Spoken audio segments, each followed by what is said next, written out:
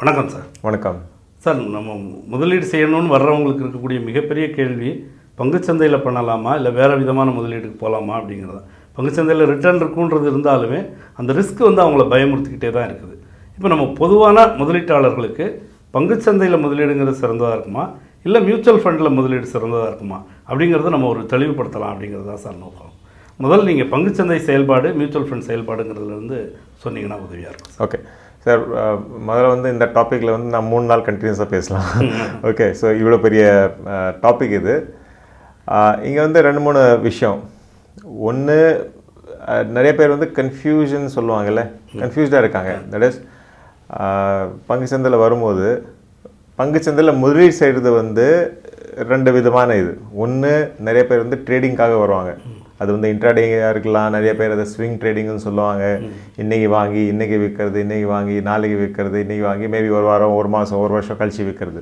So அது ஒரு kind of trading, ரைட்டா? இன்னொன்று பியோர் ஆக்சுவலான முதலீடு செய்கிறது. ஆமாம், இன்வெஸ்ட்மெண்ட்னு செய்கிறது. ஸோ நம்ம இப்போது ஒரு தங்கத்துலேயோ ஒரு ஒரு லேண்ட் வாங்கி நம்ம இன்வெஸ்ட் பண்ணுறோம். ஒரு எஃப்டியை வாங்குறோன்னு வைங்களேன், 5 வருஷம் 10 வருஷம் அந்த பக்கம் எட்டி கூட பார்க்குறது இல்லை. ஆமாம், ரைட். ஸோ அது ஒரு அதுதான் இன்வெஸ்ட்மெண்ட் பேசிக்லி. ஆனால் பங்குச்சந்தையில் உங்களுக்கு என்ன பெனிஃபிட்னா, டெய்லி உங்களுக்கு ரேட்டு நீங்கள் பார்க்கலாம்.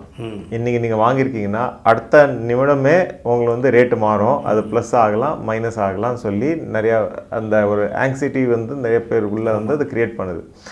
ஸோ அதுக்காக நிறைய பேர் கன்ஃபியூஷனில் இருக்காங்க. என்னென்னா ட்ரேடிங்காக இன்வெஸ்டிங்காக. ஸோ முதல்ல பங்குச்சந்தையில் இன்வெஸ்ட்மெண்ட்னு சொல்லும்போது இன்வெஸ்ட்மெண்ட் நான் என்னன்னு அது நம்ம கிளியராக மக்கள்கிட்ட சொல்லணும். ஸோ இன்வெஸ்ட்மெண்ட் பங்குச்சந்தையில் என்னென்னா, நீங்கள் உங்கள்கிட்ட இன்றைக்கி இருக்கிற எக்ஸ்ட்ரா பணமோ, இப்போ நீங்கள் ஒரு சேமிக்கிறீங்கன்னு வைங்களேன், அந்த பணம் இன்றைக்கி உங்களுக்கு தேவைப்படாது. அது நீண்ட காலத்துக்கு உங்கள் ரிட்டையர்மெண்ட்டுக்காக, உங்கள் பசங்களுக்காக, அவங்க கல்யாணத்துக்காக நீங்கள் அதை முதலீடு செய்ய போகிறீங்க, ரைட்டா?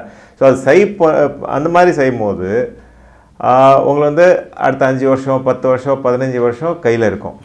ஸோ அதுதான் பேசிக்லி இன்வெஸ்ட்மெண்ட், ரைட்? பாக்கி எல்லாமே ட்ரேடிங். ஓகே, ஸோ ட்ரேடிங் பண்ணால் நீங்கள் நஷ்டத்தை பார்க்கலாமா? கண்டிப்பாக பார்க்கலாம். ஓகே, அது செவியோட டேட்டாவே இருக்குது. 92% சொல்கிறாங்க, 98% சொல்கிறாங்க. அது பேசிக்லி F&O டேட்டா. அத்தனை பேர் நஷ்டம் தான் அதை பார்க்குறாங்கன்னு சொல்லி. சரி, நம்ம கேஷ் மார்க்கெட்லேயும் ட்ரேடிங் பண்ணால் கூட எல்லாரும் அதில் சம்பாதிக்க முடியாது. ஆனால் முதலீடு செய்யும் போது நான் என்ன ஒரு இது கான்ட்ரவர்ஷியல் ஸ்டேட்மெண்ட்டானு தெரியாது. ஆனால் பங்குச்சந்தையில் நீங்கள் முதலீடு செய்யும் போது அது ஒன் ஆஃப் த சேஃபஸ்ட்டு இன்வெஸ்ட்மெண்ட்னு சொல்லுவேன். சேஃபஸ்ட்டு ஒரே ஒரு கண்டிஷன். ஆனால் ஒரே ஒரு கண்டிஷன், அட்லீஸ்ட் ஒரு 5 வருஷம் 7 வருஷம் கொடுங்க. வெயிட் பண்ணுறதுக்கு தயாராக இருக்கணும். வெயிட் பண்ணுறதுக்கு தயாராக இருக்கணும். வெயிட் பண்ணுறதுக்கு தயாராக இருந்தால் பங்குச்சந்தையோட சேஃபான இன்வெஸ்ட்மெண்ட்டே எதுவுமே இல்லை. நான் பெட்டு கூட அடிப்பேன். ஏன், நீங்கள் எப்படி சொன்னால் கூட பேங்க்கே க்ளோஸ் ஆகும். நிறைய பேங்க் நான் 10 பேங்க் பேர் இப்போ கூட சொல்லுவேன், எந்தெந்த வங்கி ஆமாம் க்ளோஸ் ஆகிருக்கு, ரைட்டா? திவால் ஆகிருக்கு. சரி, நம்ம நாட்டில் ஏதோ 5 லட்சம் வரைக்கும் இன்சூரன்ஸ் இருக்குன்னு சொல்லி 90% மக்கள் தப்பிச்சிடுறாங்க. அதில் பிரச்சனை வரல. ஆனால் வங்கியில் இன்வெஸ்ட் பண்ணால், எஃப்டியில் போட்டால் கூட திவால் ஆகிறதுக்கு வாய்ப்பு இருக்குது. ஆனால் நீங்கள் பங்குச்சந்தையில் ஒரு கம்பெனி மட்டும் வாங்கி பண்ணால் அது திவால் ஆகலாம். ஆனால் ஒரு போர்ட்ஃபோலியோ நீங்கள் நல்லா போர்ட்ஃபோலியோ கிரியேட் பண்ணி வச்சுருக்கீங்க, ஒரு சென்செக்ஸ் கம்பெனிஸ் நிஃப்டியில் நீங்கள் முதலீடு செஞ்சு வச்சுருக்கீங்கன்னு வைங்களேன். பங்குச்சந்தையில் அனலைசிஸ் பண்ணும்போது ஒரு ரோலிங் ரிட்டர்ன்ஸ் பற்றின்னு பேசுவோம். ரோலிங் ரிட்டர்ன்ஸ்னால் ஒரு பாயிண்ட் டு இன்னொரு பாயிண்ட் ரிட்டர்ன்ஸ். ஓகே, ஸோ இது ஒரு ரிசர்ச்சே இருக்குது. 7 வருஷம் ரிட்டர்ன்ஸ், ரோலிங் ரிட்டர்ன். ஸோ இன்றைக்கி எக்ஸாம்பிளுக்கு சொல்கிறேன், 1 ஜனவரி 2020 7 வருஷம் ஆகலை, சாரி 2000 வைங்களேன். ஸோ 1 ஜனவரி 2020 31 டிசம்பர் 26 2 வருஷம் 7 வருஷம் ஆயிடுச்சா? நீங்கள் பார்த்தீங்கன்னா உங்களுக்கு மைனஸ் ரிட்டர்ன் காமிச்சிருக்காரு, ப்ளஸ் தான் இருக்கும். ஓகே, எக்ஸாம்பிள் ஒரு பேனிக் சுச்சுவேஷன் எடுக்கலாம். 2008 சென்செக்ஸ் 21,214 சம்திங் ஹை, 221 ஹை. அதுக்கப்புறமா அதே 2008 அக்டோபரில் 7,300. ஆமாம், பெரிய இது இருந்தது. 66% வந்து நம்ம போர்ட்ஃபோலியோ வந்து வாஷ் அவுட் ஆயிருந்தது அந்த ஒரே ஒரு வருஷத்துல 10 மாசத்துல, ரைட்டா? இருந்தாலும் நீங்க வந்து அந்த ஜனவரி 2008 நீங்க 7 வருஷம் ஆட் பண்ணி இண்டெக்ஸை பாருங்க, நீங்க வந்து சம்பாதிச்சு வெளியே வந்து ப்ராஃபிட்டில் தான் இருப்போம். ஓகே. 2017-18 வந்து மார்க்கெட் ரொம்ப பேட் சுச்சுவேஷன்ல இருந்தது. 7 வருஷம் பாருங்க, மார்க்கெட் ப்ளஸ்ல தான் இருந்திருக்கு. நீங்க ஹர்ஷல் மேத்தா டைம்லேயே போயிடுங்க. ஓகே. ஆனால் 7 வருஷம் திருப்பி பாருங்க, ரோலிங் ரிட்டர்ன்ஸ் அது 1.2 ஒரு பாயிண்ட். ஸோ என்ன சொல்ல வரேன்னா, நீங்கள் வந்து ஒரே ஒரு கண்டிஷன் டைம் கொடுக்குறீங்க, 7 வருஷம் கொடுத்துடுங்க. ஓகே. அதுக்கப்புறம் வந்து உங்களோட லக்கு ரொம்ப ரொம்ப மோசமான லக்கு இருந்தால் தான் நீங்கள் வந்து லாஸ் பண்ணுவீங்க. ஓகே. இல்லைன்னா இது வந்து ஒரு சேஃபஸ்ட் இன்வெஸ்ட்மெண்ட். நீங்கள் அந்த சிட் ஃபண்டு போட்டாலும், இப்போ ஆஃபீஸில் கூட நான் ஒரு ஒட்டி வச்சுருக்கேன், 4-5 நாள் முன்னாடி பேப்பரில் வந்தது, ஒரு என்ன கேபிட்டல் கெயின்ஸ் கம்பெனின்னு சொல்லி. அது வந்து மக்களோட பணத்தை எடுத்து ஓடிட்டாங்க. எதுக்கு? எவ்ரி 100 days டபுள் ஆகும்னு சொல்லி. நீங்கள் வந்து என்கிட்ட வந்து 1 லட்சம் ரூபாய் கொடுங்க, எவ்ரி 100 நாளுக்கு ஒரு வாட்டி வந்து டபுள் அமௌண்ட் வந்து உங்களுக்கு கொடுப்பாங்க. ஸோ இந்த மாதிரி ஸ்கீம்ஸ் நிறைய பேர் அதில் வந்து இன்வெஸ்ட் பண்ணுறாங்க முதலீடு. ஏன்னா அது வந்து அங்கே ஆசை கூட இல்லை, பேராசை கூட வருது. இப்போ நாங்கள் என்ன சொல்லுவோம், இப்போ என்கிட்ட வந்து நீங்கள் கேட்டிங்கன்னா, ஓகே 12% நீங்கள் வந்து எதிர்பார்க்கணும், அது மேலே வந்து எதிர்பார்க்காதீங்க, அது மேலே வந்தால் போனஸ், அது மேலே வருதா? இன்ஃபேக்ட் போன 4-5 வருஷத்தில் வந்து அதுக்கு டபுளே வந்திருக்கு. கரெக்ட். ஓகே. ஆனால் நீங்கள் எதிர்பார்ப்பு வந்து 12% வச்சுக்கணும் மைண்டில், அதுக்கு மேலே வந்தால் போனஸ்ன்னு சொல்லி நீங்கள் வந்து உள்ளே வந்தீங்கன்னா கண்டிப்பாக இதில் வந்து சொன்ன மாதிரி சேஃபஸ்ட் இன்வெஸ்ட்மெண்ட் 7 வருஷம் கொடுங்க. இதோட சேஃபஸ்ட் இன்வெஸ்ட்மெண்ட்டே இல்லைன்னு சொல்லுவேன் நான். இப்போ நீங்கள் சொன்னது வந்து ட்ரேடிங்னு ஒரு ஆப்ஷன் இருக்கு, இன்வெஸ்ட்மெண்ட்னு ஒன்று இருக்கு. ட்ரேடிங் வந்து பாருங்களேன், ட்ரேடிங் வந்து நீங்க குவிக் கெயின்ஸ் மாதிரி, அது வந்து ஒரு கெசினோன்னு சொல்லுவோம் இல்லை, கேம்பிளிங் மாதிரி. ஓகே. நான் வந்து அது வந்து பிளைண்டா கார்ட்ஸ்ல பிளைண்டா இருக்கலாம், ஒரு கெசினோல வந்து நான் பெட் அடிக்கிறேன், ஓகே வார்டு நம்பர் வருமா ஈவன் நம்பர் வருமா, அதில் வந்து நான் பணத்தை போடுறேன், நான் கரெக்டான கெஸ் பண்ணது வந்து கரெக்டாக வந்துச்சுன்னா மேபி டபுள் ட்ரிபிள் கூட வரும், இல்லைன்னா கொடுத்தது ஃபுல்லாக போயிடும். அதுதான் ட்ரேடிங். அதான். ஓகே. அது வந்து கண்டிப்பாக சேஃப் இல்லை. ஸோ அது வந்து மார்க்கெட்டில் வந்து இப்போ நிறைய பேர் என்ன நினைக்கிறாங்கன்னா, மார்க்கெட்டுக்குள்ளே போயிட்டு டக்குன்னு பணம் சம்பாதிச்சு வெளியே வந்துடலாம். என்கிட்ட நிறைய கால்ஸ் வரும். இன்ஃபேக்ட் எல்லாமே மார்க்கெட்டில் இருக்கிறவங்களுக்கு நிறைய இந்த மாதிரி கால்ஸ் வரும். என்னென்னா, சார் முதலீடு செய்கிறேன், மாதம் எவ்வளோ வரலாம்? ஓகே. பங்குச்சந்தை வந்து மாதம் பணம் எடுக்கிறதுக்கு வந்து இடம் இல்லை. இது வந்து எஃப்டி இல்லை. எஃப்டியில் வந்து அவன் 6% சொன்னால், வங்கி வந்து 6% சொன்னால் உங்களுக்கு 6% கொடுத்துட்ருப்பான். அதுதான் இங்கே வந்து உங்களுக்கு 24 கூட வரலாம். ஆனால் மாதத்துக்கு ஒரு வாட்டி வருமானு அவசியம் இல்லை.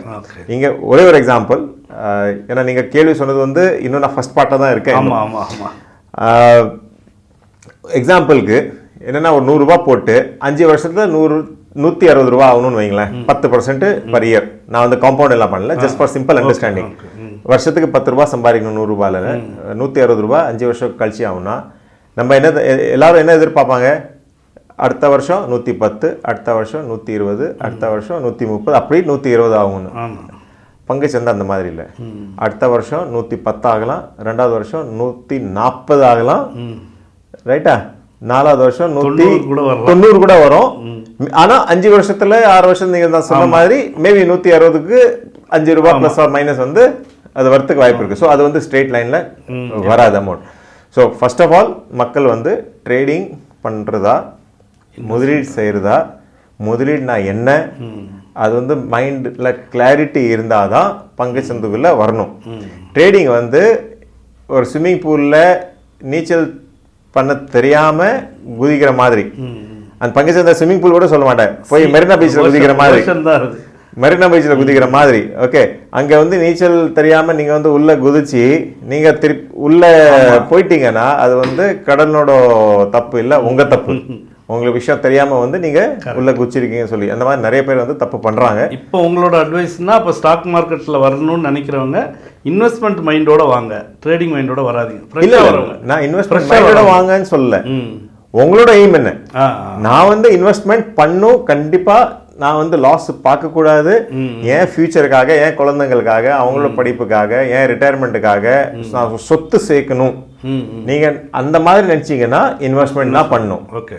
இல்ல சார், எனக்கு வந்து லக்கு ரொம்ப நல்லா லக்கு, ஓகே, நான் எது தொட்டாலும் அது தங்கமா மாறும், நீங்க அந்த மாதிரி நினைக்கிறீங்க, ட்ரேடிங் பண்றீங்கன்னா பண்ணுங்க, அது உங்க இஷ்டம். பட் ஆனா ட்ரேடிங்க்கு ஒரு நாலேஜ் வேணும்ல சார்? கண்டிப்பா வேணும். அதான் சொன்னேன், நீச்சல் தெரியாம வந்து நீங்க உள்ள வரக்கூடாது. ஓகே. ஸோ ட்ரேடிங் வந்து என் லக்கு ரொம்ப நல்ல லக்கு நாலேஜ் இல்லாமல் இப்போ ஆக்சுவலாக வந்து நான் நிறைய பேர்கிட்ட வந்து கசினோஸில் போனால் பார்க்கலாம். சில பேருக்கு வந்து சுத்தமாக தெரியாது, சும்மா பணத்தை போடுவாங்க, லக்கு அடிக்கும், ரைட்டா? ஸோ ஏன் லக்கு நான் தொட்டாலே தங்கமாக மாறும், அவங்க வந்து நாலேஜ் இல்லாமல் கூட பை செல் பண்ணால் கூட அவங்க வந்து சம்பாரிச்சு வெளியே வருவாங்க. ஓகே, ஆனால் சில பேர் வந்து சீரியஸான ப்ரொஃபஷனாக பார்ப்பாங்க. அதில் வந்து கண்டிப்பாக நாலேஜ் தேவை. ஸோ உங்களுக்கு என்ன தேவை? ஃபர்ஸ்ட் ஆஃப் ஆல், நான் ஒரு ஹோட்டல் போகும்போது நான் வந்து இன்னைக்கு சதர்ன் இந்தியா ஃபுட்டு சாப்பிடணுமா, நார்தர்ன் இந்தியா ஃபுட்டு சாப்பிடணுமா, கான்டினென்டல் சாப்பிடணுமா, அது என் மைண்டில் கிளாரிட்டியாக இருக்கணும், ரைட்டா? அது கிளாரிட்டியாக இருந்தால் தான் நான் வந்து ஆர்டரே பண்ண முடியும். அதே மாதிரி தான் முதலீடு செய்கிறது. ஸோ நீங்கள் வந்து முதலீடு செய்ய போகிறீங்களா, ட்ரேடிங் பண்ண போகிறீங்களா, அது நம்மளோட இது விருப்பம். இதான் பண்ணு நான் வந்து சொல்றது யாரும் நான் எவனும் இல்லை. ஓகே, அது யாரோட பணமோ அவரோட ஒரு இஷ்டம். ஆனா கிளாரிட்டி என்னன்னா, ட்ரேடிங் பண்ணா சான்ஸ் 50-50. இன்வெஸ்ட்மெண்ட் நான் சொன்ன மாதிரி 7 வருஷத்துக்கு பண்ணா கண்டிப்பா நீங்க வந்து சம்பாரிச்சு வெளியே வருவீங்க. அதான் டேட்டா. Okay okay. இதுக்கப்புறம் தான் மியூச்சுவல் ஃபண்ட் பண்றதா இல்லையா, அது வந்து ரெண்டாவது விஷயம். ஏன்னா மியூச்சுவல் ஃபண்ட் எங்க அதுல வித்தியாசப்படுது அப்படின்னா, இப்போ ரொம்ப ஃபேமஸா ஒரு உதாரணமா சொல்லுவாங்க, நம்மளே செல்ஃப் டிரைவ் பண்றதுக்கும் ஒரு டிரைவர் வச்சு காரில் போகிறதுக்குமான டிஃப்ரென்ஸ் தான் ஸ்டாக் மார்க்கெட்டில் இன்வெஸ்ட் பண்ணுறது, டைரெக்டாக இன்வெஸ்ட் பண்ணுறதுக்கும் ஒரு மியூச்சுவல் ஃபண்ட் மூலமாக ஸ்டாக் மார்க்கெட்டில் இன்வெஸ்ட் பண்ணுறோம். நாங்கள் வந்து நிறைய மியூச்சுவல் ஃபண்ட்ஸ் வந்து நாங்கள் பண்ணுறோம். இன்ஃபேக்ட் ஒரு புதுசாக ஒருத்தர் வந்தால் நிறைய பேர் வருவாங்க, சார் ட்ரேடிங் தான் பண்ணணுன்னு. ஸோ ப்ரொஃபைலில் வந்து பேசிக்லி மியூச்சுவல் ஃபண்ட் வந்து ஒரு ஸ்டாக் நீங்கள் வந்து ஒரு பங்கு வாங்குறதுக்கு முன்னாடி நிறைய அனலிசிஸ் பண்ணணும். ஓகே, ஸோ இன்வெஸ்ட்மெண்ட் பண்ணுறதுக்கும் நாலேஜ் தேவை. ஓகே, அது வந்து 100% இதில் வந்து எவனும் கொஸ்டின் மார்க் வைக்க முடியாது. ஸோ இன்வெஸ்ட் பண்ணுறதுக்கு நாலேஜ் தேவை, டைம் தேவை. இப்போ நாங்கள் எல்லாம் ஃபுல் டைமர். என்கிட்ட ஏன் மக்கள் வராங்க, சில கம்பெனியோட சிஎஃப்ஓன்னு சொல்லுவோம் இல்லை, சீஃப் ஃபைனான்ஷியல் ஆஃபீஸர், கம்பெனியோட ஃபுல்லாக ஃபைனான்ஸ் அவர் தான் பார்க்குறாரு, ஆனால் அவரோட ஃபைனான்ஸை நான் பார்க்குறேன். ஓகே, எதுக்குன்னா அவரோட பர்சனல் ஃபைனான்ஸ் பார்க்குறதுக்கு வந்து அவர்கிட்ட டைம் இல்லை. ஓகே, ஸோ அவரோட ஃபைனான்ஸ் வந்து நான் பார்த்துட்டு இருக்கேன். ஸோ அதுக்கு வந்து உங்களுக்கு டைமும் வேணும், நாலேஜும் வேணும், பேஷன்ஸு எல்லாமே வந்து. ப்ளஸ் இன்வெஸ்டிங் வந்து சைக்காலஜிக்கலி ஒரு பெரிய ஃபேக்டர் வந்து. இப்போ உதாரணத்துக்கு சொல்கிறேன், ஜூன் 4ஆம் தேதி எலெக்ஷன் ரிசல்ட் வரும்போது திடீர்னு இண்டெக்ஸ் வந்து 6-7% வந்து மைனஸ் காமிச்சிட்டு இருந்தது. ஒரு சமயத்தில் வந்து லோவர் சர்க்கிட் போகிற மாதிரி இருந்தது. ஓகே, 8% பார்த்தோம் டவுனு. Panic situation. நிறைய பேர் வந்து கால் பண்ணி, சார் வித்துடலாமான்னு நிறைய பேர் கேட்டாங்க. ஓகே, யார் யார் கால் பண்ணாங்களோ, சார் பணம் இருக்கா, இன்னைக்கு முதலீடு செய்யுங்க, இன்வெஸ்ட் பண்ணுவோன்னு. அப்படியே சார் இன்வெஸ்ட் பண்ணுறதா, ஆனால் நம்ம சொன்ன பேச்சை வந்து கேட்பாங்க. அவங்க இன்வெஸ்ட் பண்ணவங்க இன்னைக்கு வந்து எனக்கு வந்து இன்னைக்கு தேங்க்ஸ் அனுப்பிட்டு இருப்பாங்க வாட்ஸ்அப்பில் கூட.